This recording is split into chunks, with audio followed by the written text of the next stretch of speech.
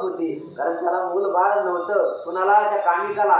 त्याच्यामुळे त्याला मुलाचं असणारं ते रत्न मिळालेलं आहे. त्याच्यामुळे जो आनंद आहे अतिशय द्विगुणित झालेला आहे, मोठा झालेला आहे. आणि त्याची जी चिंता आहे ती चिंता नाहीशी, जे वंशवृद्धीची जी चिंता होती ती चिंता त्याची संपलेली आहे. की कवडीसाठी विचिता प्राण, ते माणूसी लाजली सुदघन, की मृत वयाचे सुख मानून चित्त जडे चिता साकळी. तर या कवडीसाठी असणारा मोलमजुरी लयमटी करू लागलेला आहे. पण अचानकच त्याला असणारा मोठा लढ, धनाची पेटी जर मिळली त्या प्राण्याला, त्या माणसाला, तर त्याला जेवढं सुख होईल तेवढं सुख त्याला निर्माण झालेला आहे. तो दिवसाची अनुकूलता, गोडी सुखाचा उदय होता, मग चिंता निशीचा आनंद सेविता लागीला रे. ज्याप्रमाणे एखादा मृत्यूचं भय त्याच्या मनामध्ये सारखं भेटते, आता मी मरणार आहे, आता मी मरणार आहे, अशी ज्या माणसाला चिंता आहे, ते चिंतेने तो जखडलेला आहे पूर्णपणे. त्या मनात कोणती चिंता आहे की आता मी मरणार आहे आणि मी मरणार आहे आणि मी मरणार आहे, असा विचार तो करीत असताना, ते चिंतेने तो जडलेला असताना त्याला जर दिवस म्हणजे अमृताचा जर घट मिळाला प्यायला, तर तो सर्व दुःख विसरून जातो. तेवढं सुख त्याला प्राप्त होतं, तेवढं जो आनंद त्याला मिळतो, तो आनंद, तसा आनंद कुणाला झालेला आहे, त्या कामिकाला. मग स्नेह कवचे कर संपोटी, सोय न्यायला बाळ जेटी हृदया पावण्या कामिक पोटी सदन्यानी रे तयाचे. अशा प्रकारच्या आनंदाच्या भावामध्ये आपल्या स्नेहाने अतिशय प्रेमाने असणाऱ्या त्या बाळकाला आपल्या हृदयाची लावलेला आहे. आणि त्या कामिकाने आपल्या घरी असणाऱ्या मच्छिंद्रनाथांना आणलेला आहे. शारद लता नामे सुंदरा नारी, गोपिका झाला ते करी हे सातने वंशाधारी, ज्योतविरवी लोकाचे. तर शारद लता नावाची असणारी त्यांना एक नारी होती, म्हणजे बायको होती. आणि ती बायको असलेली त्या शारद लताच्या हातामध्ये असणाऱ्या मच्छिंद्रनाथांना त्या बाळकाला कोणती काही कामिक तिच्या ओटीमध्ये टाकीत आहे, देत आहे. यापणारा आपल्याला जो वंशवाढीसाठी आपल्याला जी चिंता होती, की आपल्याला मुलगा नाही, मूलबाळ नाही, काही नाही, आपला वंश वाढतोय की नाही, ही जी आपली चिंता होती, भगवंताने त्या चिंतेचं हरण केलेलं आहे. आपल्याला वंश दिवा असणारा हा या बाळकाच्या रूपामध्ये आपल्याला मिळलेला आहे. असं आनंदाने आणि दुगिनीत होऊन त्या शारदेच्या ओटीमध्ये ते बाळ देत आहे. की पाय हा पूर्व भरवता, की राधा तरी कर्ण घ्यायचा, की करी तो पुढे राज मांडूचा, ज्याला माझी निर्वावे. ज्याप्रमाणे असणारा कर्णा श्रीकृष्णाला असणारा यशोदा मातेने लालन पालन केलं होतं, त्याप्रमाणे असणारा भरोश्याने या बाळाचं लालन पालन कर आणि जगामध्ये याला चांगलं वाढव. संन्यायान भाग्योदय सर्व सुख शैली पुढावे, आहा बाळ उतार होय कवी नारायण महाराज, कवी नारायण मच्छिंद्र. अशा प्रकारचे हे सुंदरी, हे नारी या ठिकाणी ही जे बाळ आहे, हे बाळ काही साधारण नाही आहे. हे असणारं आपलं भाग्योदय करणार आहे, आपल्याचं भाग्योदय करणार आहे. आपली चिंता जी होती ती आल्याबरोबर आपली चिंता नाहीशी झालेली आहे. परंतु हे साधारण बाळ नाही, तर प्रत्यक्ष असणारे कवी नारायण आहेत. आणि या कवी नारायणाचा अवतार असणारं हे बाळ आहे. आणि याचं नाव असणारं हे मच्छिंद्रनाथ आहे. या मच्छिंद्रनाथ या नावाने त्याला आता हाक मारायचा आणि जगामध्ये त्यांना ते मिळव, असं त्या ठिकाणी कोण सांगत आहेत आपल्या बायकोला, कामिक शारद लता त्या सुंदरीला, त्या स्त्रीला सांगत आहेत. मग कामिका हाती सुडाळ सुता, नवरत्नाचा सम पाहता, परमानंदली शारद लता, बाळ कवळीला स्नेह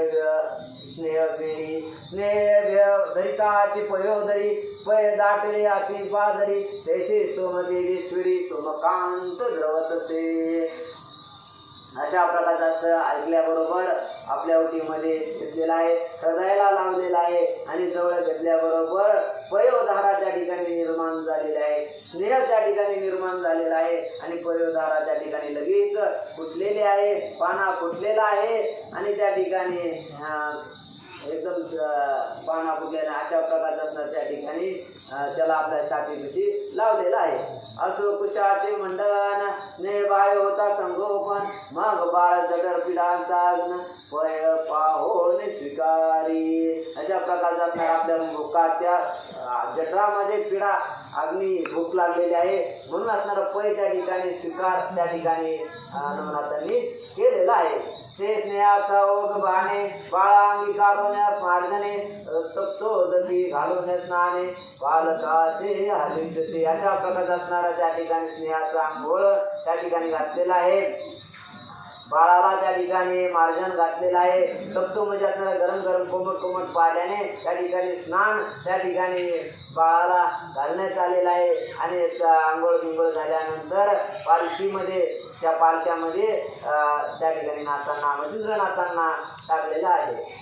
आधीच नामे शरद दत्ता त्यावरी अपत्य कामी कांता येथे बाळ मोह काम द्रवता पवन ऋषी वर्णावे आधीचा ताम्र वेली त्यावरी पर्जनवृष्टी झाली मग हे लावा लवलव पावरी पवनाची वर्णवे. अगोदरच मनामध्ये इच्छा होती की आपल्याला प्राप्ती नाहीये, पुत्राची प्राप्ती होईना, मुलगा नाही अशी चिंता आधीच सतावत होती. तेवढ्यात ते असणारं ते रत्न ते मिळेल आहे. मग त्याचं त्या आनंदाला काय पारावर उरले असणार आहे, काही ते दुग्नीच आनंद झालेला आहे. त्याचं वर्णन या ठिकाणी करू शकत नाही. ज्याप्रमाणे आम्रवेलीमध्ये असणारे जे गवत सुकायला लागलेलं आहे, पूर्णपणे सुकवू लागलेलं आहे गवत. आणि त्या गवत सुकवत असताना त्या ठिकाणी कल्पक असणाऱ्या त्या गवताला त्या ठिकाणी लगेच पर्जनाची जर दृष्टी झाली तर त्या गवताला लवलव म्हणजे असं ती हिरवळ कशी निर्माण होती तर ते वर्णन करणं अशक्य आहे. अशा प्रकारचं असणारं वर्णन त्या ठिकाणी या ठिकाणी ग्रंथकार करत आहे. तिचा असणार त्याला आनंद वेगळेच झालेला आहे असं या ठिकाणी सांगत आहे. ऐसे परी आनंद स्थिती दिवस लोटले कायसे निती 5 वर्षे वयावरती मच्छिंद्रनाथ निरवला. अशा प्रकारच्या आनंदाभरामध्ये आनंदात त्या ठिकाणी ती माता त्या ठिकाणी त्या लालन पोषण त्या ठिकाणी मच्छिंद्रनाथांचं करू लागलेलं आहे. दिवस लुटून बघता बघता लुटलेले आहेत. 5 वर्ष त्या ठिकाणी मच्छिंद्रनाथांना झालेले आहे. तर कोणे एके दिवशी तुझने अवधिक भूमीची पिता म्हणे कमारी कन्येची चला जाऊ रे मच्छिंद्रा. अवश्य म्हणे मच्छिंद्रनाथ कृतांत भगिनीची रयेत नवजोदरी संचरण चात मत्स्य बाळ आव्हानित ते सव जाळ्यात मीन धाडी आठवल्या ओढी कर संपोटी बाहेर काढीचा कामी देती मनी मीनाचे सोडित से.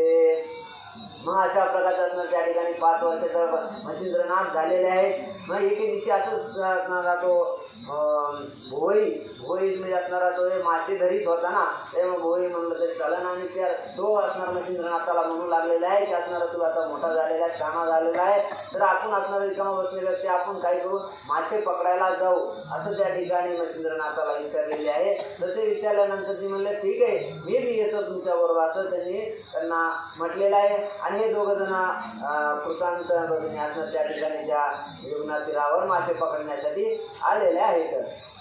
आणि त्या ठिकाणी आतमध्ये असणारा आपला वडील असणार तो कामिक मासे पकडायला आतमध्ये जाळं टाकायचा. मासे पकडून त्या ठिकाणी त्या बेटामध्ये असणाऱ्या त्या ओळीमध्ये आणून ठेवायचा.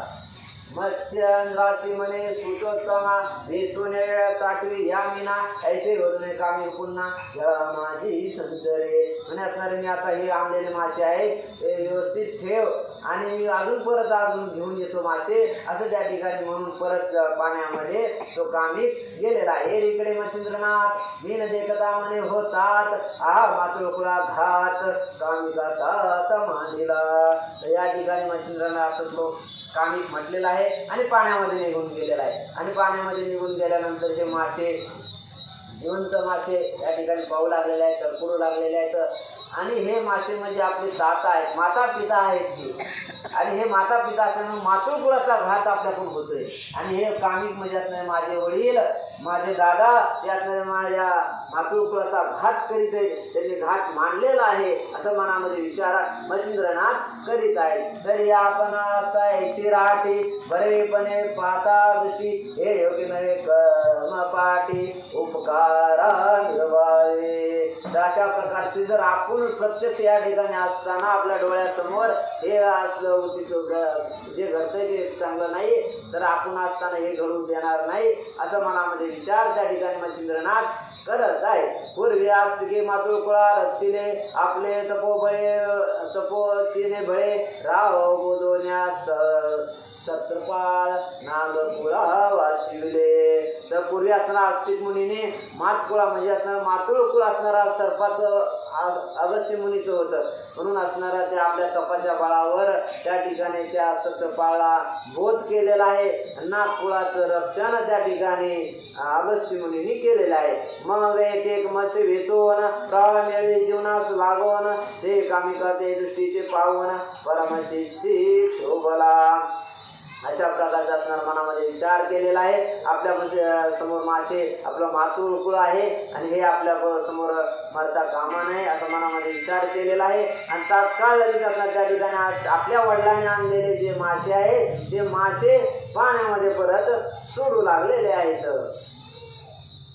जैसे परम सबळ पेटला मिरीवर वाहन ते कामी क्रोधाग्नी प्रबळ हृदया माझी धडाडी. अशा प्रकारचे ते मासे मच्छिंद्रनाथ पाण्यामध्ये सोडू लागले आहेत आणि हे दृश्य कामिकाने पाहिलेलं आहे. असं पाहिल्याबरोबर त्या कामिकला अत्यंत राग त्या ठिकाणी मच्छिंद्रनाथांचा आलेला आहे आणि रागाच्या भरामध्ये क्रोधाग्नी अतिशय म्हणजे प्रगट झालेला आहे आणि आपण मासे धरून आणतोय आणि आपला पोरगा पाण्यामध्ये सोडतोय अशी एकदम लाही असणार त्या ठिकाणी त्या कामिकाची झालेली आहे.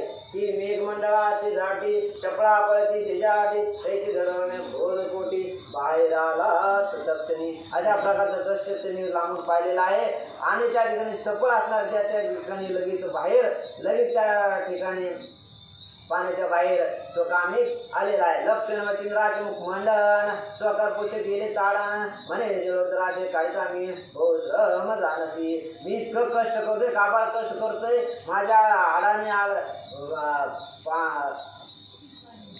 सर्व कष्ट एवढं कष्ट करून माझं जीवतान करून मी मासे धरतोय आणि तू या ठिकाणी पकडलेले मासे तू परत पाण्यामध्ये सोडतोय असा रागात फणफण करीत सरपायच्या त्याच्या मस्तकाला गेलेले आहे आणि असा संसन करीत असणार त्या ठिकाणी शिरावर आलेला आहे आणि मच्छिंद्रनाथाच्या मुखमंडलमध्ये ताडण त्या ठिकाणी केलेलं आहे आणि म्हणून लागलेले की मी आणलेले मासे धरतो आणि तू सोडतो तरी तू आज जरी मच्छी सोडतो कैसे विकारी खातील काय उदरांतरी भीक मागो जातील. अरे असं जर केलं तर काय खातील पोटाला उपाशी नाही का मारणार. एवढं कष्ट करून त्या ठिकाणी मासे धरतो आणि तू पाण्यामध्ये परत तेच मासे सोडतो अशाने तू काय भीक मागशील काय असं त्या ठिकाणी त्याचा ताता म्हणजे त्याचा वडील म्हणजे मच्छिंद्रनाथ त्यांचं सांभाळ केलेले होते त्याच्या कामिक मच्छिंद्रनाथांना बोलत आहेत. ऐसे ऐकून कामिक वचन म्हणा मच्छिंद्र करी बोलणे सर्वात पवित्र भिक्षान दोष काही नसेची. अशा प्रकारचा तो कामिक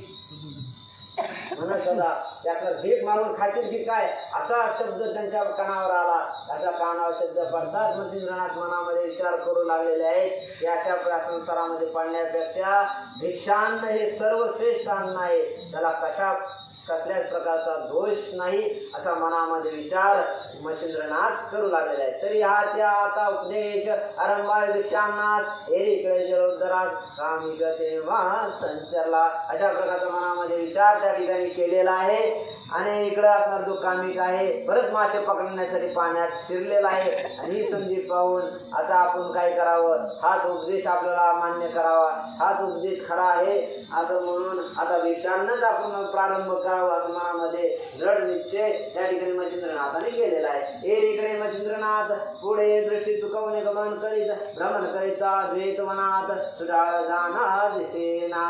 अशा प्रकारचं असणारे आपले कामिक तो पाण्यामध्ये गेलेला आहे आणि आता पाण्यामध्ये गेलेला आहे तर त्यांची दृष्टी चुकवलेली आहे आणि दृष्टी चुकवून त्या ठिकाणाहून गमन केलेलं आहे. अद्वैत वनात म्हणजे असणाऱ्या त्या ठिकाणी काशी क्षेत्राकडं त्या ठिकाणी निघू लागलेले आहेत. मग उत्तर देशा बद्रिकाश्रम जाता झाला युगद्रुम तेथे 12 वर्षे तो उत्तम योगाला विरला.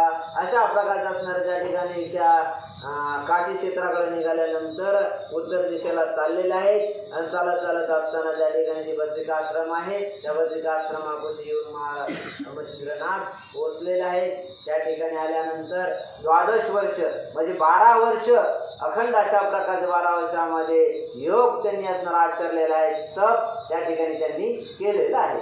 ते तीव्र तप नागदान तुची स्मित मंत्रपुष्टी अद्वैत मनात लोकंटक पादांगुष्टात देवने तप करीत असे. हे साधारण तप नाही तर ते तपाचं वर्णन या ठिकाणी करू लागलेले आहे. ते तप कसं ते अतिशय खडतर असं ते तप आहे की सुचिस्मित होऊन आणि मंत्रदृष्टी अद्वैत वनात म्हणजे त्या वनामध्ये अरण्यामध्ये उभा राहायचं आहे. मंत्रदृष्टी करायची आहे. लोहकंटक म्हणजे लोहाचा म्हणजे एखादा खिळा थोड्या वेळ समजू आपण त्या खिळ्याच्या टोकावर पादांगुश म्हणजे पायाचा अंगठा ठेवायचा आहे. कशावर ठेवायचा?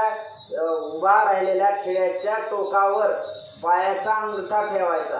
अशा प्रकारचं हे तपाचं वर्णन या ठिकाणी करत आहेत. ऊर्ध्वायुचे करुण भक्षण दृष्टियार्का देऊन दान वाचा करुण कृष्णार्पण हरी भजनी निरवला.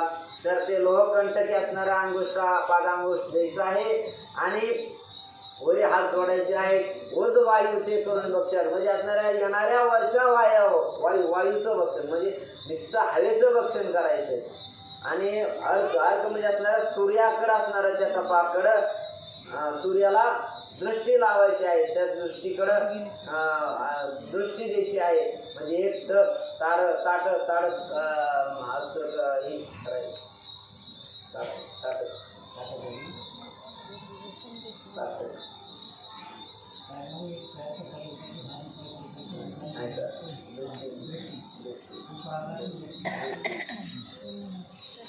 सूर्याकडे टक त्या ठिकाणी पाहायचं आणि काया वाचा मनाने सर्व कृष्णार्पण केलेलं आहे आणि मनामध्ये नुसतं हरिभजन त्या ठिकाणी मनामध्ये गातात. अशा प्रकारचं खडतर तपाचं वर्णन या ठिकाणी करत आहेत. शरीर जाळले शरीर क्लेशा देऊन दान ईश्वरी वेद तनुमन प्रमाण देणे हाती पंजरावरण त्वचाची सुखी मिळवते. अशा प्रकारचं खडतर तप त्या ठिकाणी केलेलं आहे. या खडतर तपामुळं त्यांचं असणारं शरीर अतिशय क्षीण झालेलं आहे. तर मग त्या ठिकाणी एकदम पूर्ण कंपोज पडलेला आहे. ते हातची त्वचा म्हणजे असणारे त्या ठिकाणी जे हातची त्वचाला लागलेलं आहे म्हणजे जे त्वचा आहे ती त्वचा त्या हाडाला लागलेली आहे. मांस राहिलेलं नाही. मांस भक्षू लागलेलं आहे म्हणजे जी आपली रक्त आहे ती साठा ती मांस खाऊ लागलेलं आहे. त्यामुळे सगळं मांस गळून गेलेलं आहे जिरून गेलेलं आहे. फक्त राहिले काय हाडकं आणि त्वचा एवढंच अशा प्रकारचं त्या ठिकाणी राहिलेलं आहे. तर त्या ठिकाणी सर्व मांस रुधिंगत झालेलं आहे म्हणजे वाळलेलं आहे आटलेलं आहे. नेत्र फिरवण्या झाल्या वाटी दिसू लागला कार्पा तरीची सकळ तेजाची आटली ज्योती मागा घोर तपाने. असं कट्टर तप केलेलं आहे की ज्याप्रमाणे वाटी असती ते आपल्या नेत्राची वाटी झालेली आहे म्हणून सांगत आहे. त्या ठिकाणी नेत्राचे खोल असणारे डोळे त्या ठिकाणी गेलेले आहेत. आतमध्ये डोळे गेलेले आहेत. अशी ती दैन्यवाणी अवस्था त्या तपामुळं त्या ठिकाणी झालेली आहे. अस्तित्वच्या व्यक्त होऊन शिरात दिसती चांगुलपट सरळ संग झाले वाळून काष्टा परी मिळवतसे. अस्तित्वच्या म्हणजे फक्त हाडं आणि त्वचा एवढीच राहिलेली आहे आणि शरीरातल्या शिरा आहेत अशा ढळढळीत सर्व शिरा दिसू लागलेल्या आहेत. सर्व अंग वाळून गेलेलं आहे. काष्टासारखं म्हणजे असणार त्या लाकडासारखं अंग वाळून गेलेलं लाकडासारखं अंग झालेलं आहे. असं या खडतर तपाचं वर्णन या ठिकाणी करत आहेत. ऐसे क्लेश संभावित मच्छिंद्रांगी जाणवत तो येते अकस्मात अत्री नंदन पाचला. अशा प्रकारचं खडतर संभव तप त्या ठिकाणी अंग काढलेला आहे आणि अशी अवस्था त्या ठिकाणी मच्छिंद्रनाथांची झालेली आहे. आणि त्या ठिकाणी अकस्मात अचानक श्री दत्तात्रेय मुनी अत्रिनंदन म्हणजे अत्रीचे असणारे नंदन म्हणजे दत्तात्रेय महाराज त्या ठिकाणी आले. अवधूत चिंतन श्री गुरुदेव दत्त. संचारून देवालया सविता तलाव महाराज